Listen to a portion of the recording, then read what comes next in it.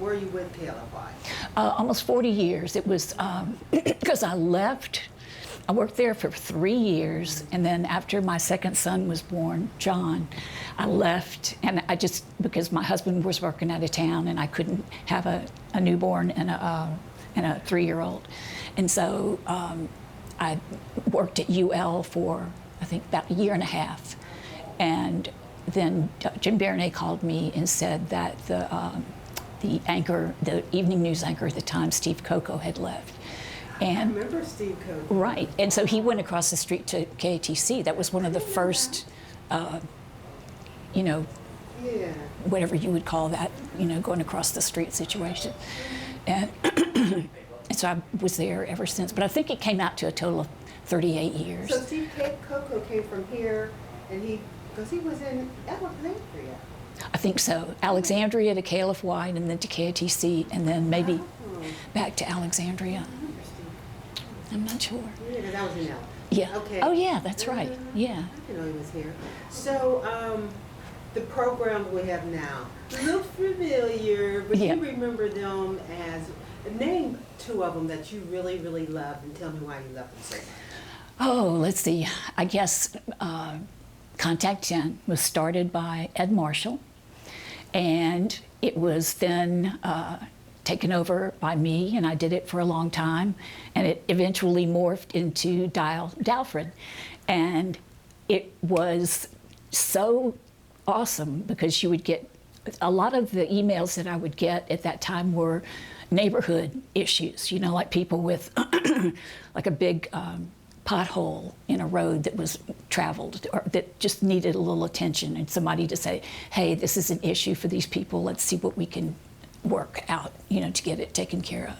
Or else there were speeders in their neighborhoods, or, there were just all kinds of different things, cutting through red tape, bureaucracy, things like that.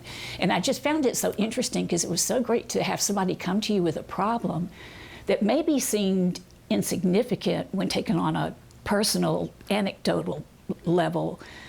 But then you put it on the air and you'd realize that people in neighborhoods throughout Acadiana were facing the same issue. And so being able to take that issue then to a public body like a city council or a mayor's office, or even a recreation department or something like that, if it was an issue with parks or anything like that.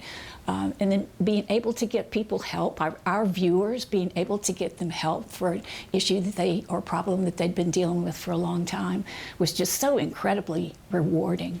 And it also enabled us to get out of the studio and get out onto the streets and really interact with people and have an opportunity to speak firsthand with them.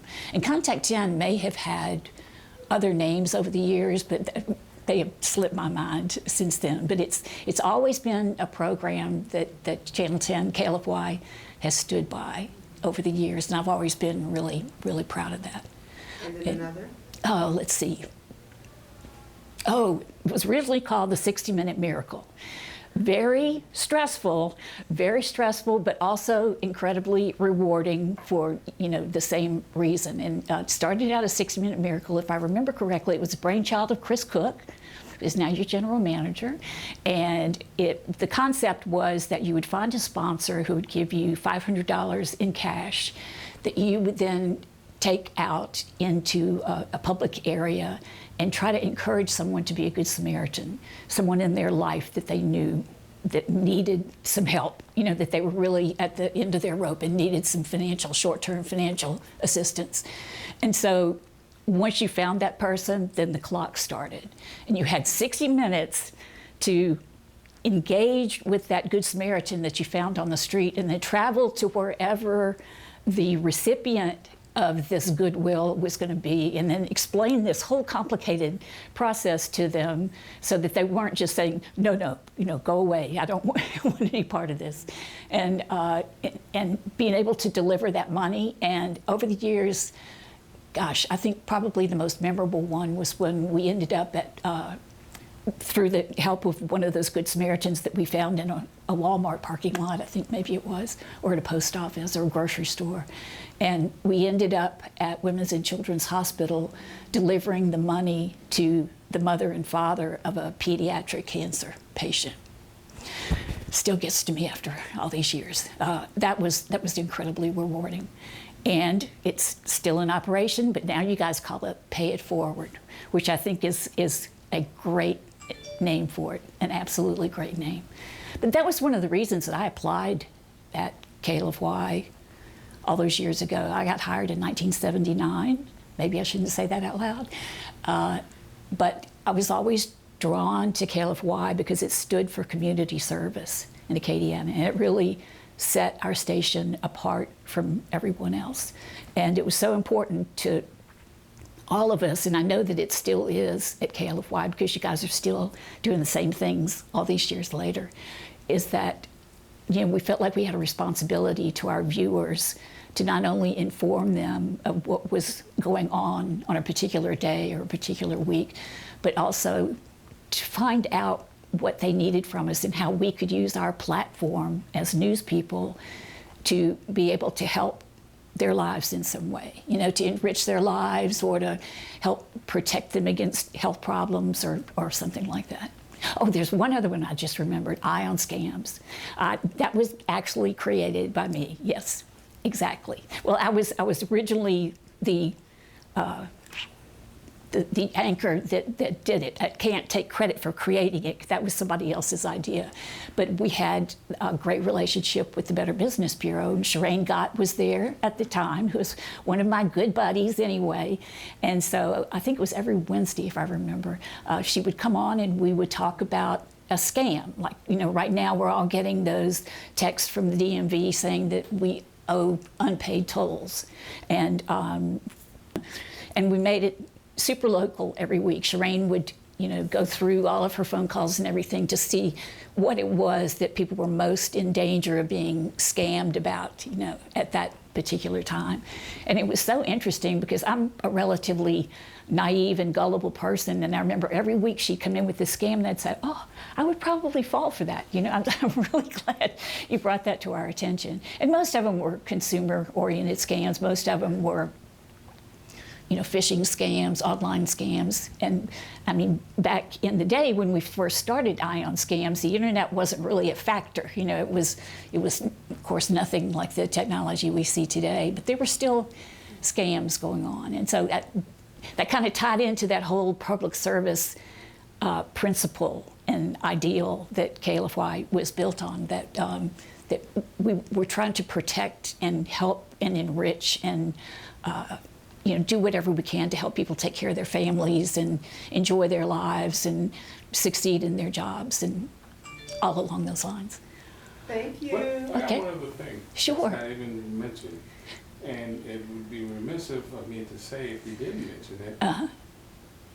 The voiceless, the pets. Oh. That you cared for so dearly. Oh, my heart. I'm sorry to over the keep years. hitting the microphone. Well, I was afraid to bring that up, Conrad, because I know that y'all don't do it to the extent anymore. But we still dabble in it a little Good. bit. Okay. Not so much as the Yes, level that you did, You were but like- we still. Oh yeah, I was maniac. I'm an animal. I try a lot of activist. So I just had to bring it Yeah, up. sure. If y'all don't mind, that would be great. I'd love to talk about that. Yeah. When this was many, many years ago. I think it was like maybe mid '80s. Jim Baronet, also in Maria Placer, thought that they had seen other stations trying out the concept, and they said, "Well, why don't you go to the animal shelter and see what we can do to help reduce the number of unwanted animals in our area by encouraging spaying and neutering." For feral animal colonies, we would do trap, neuter, and release with the Wildcat organization. And also, trying to find homes for animals in shelters, because back then people had an idea that shelter pets were somehow damaged goods. And I knew from personal experience that there were pet treasures to be held, to be met at the animal shelters. And so we started doing, every Thursday, we would do our Adopt a Pet program. And I'd go to a different shelter and I'd sit down with some of the animals that were up for adoption at the time and tell a little about them. Like Sam, is a long-haired dachshund mix. He loves to go for long walks on the beach, kind of like a dating profile almost. But it worked. And I would like to say that we got hundreds of animals in permanent homes because of that program. And I still have people coming up to me and saying, oh, T-Bit, loves you because we adopted him from the shelter, and he's still excited about having the chance to be on your noon show on Meet Your Neighbor. And that was really where my heart was. And then when we started to expand into online news offerings, the powers that be at KLFY at the time let me start Blue's Pet Page. And that was actually a separate page on the website where I got to show the animals that were available for adoption in the shelters. And then another thing that we got into was reuniting lost pets with their owners, because I hadn't realized that was such a big problem, that a dog will get out of a backyard or a cat will scoot out through an open door, and if they're not microchipped, because back then that microchipping wasn't a thing that you did with pets, very often it was hard to find a platform or an avenue for people to say, this is my lost dog, has anybody seen him, other than putting up a flyer on a telephone pole or something like that. And so that proved to be really effective at reuniting lost pets with their owners, and that's been something I look back on fondly even after this time. I'm still active in animal rescue, but just on a much lower profile basis, because I love it. I always feel like children and animals are similar in that they can't speak up for themselves, so they need us to speak up for them. Thank you. Okay, I'm sorry I was just so excited.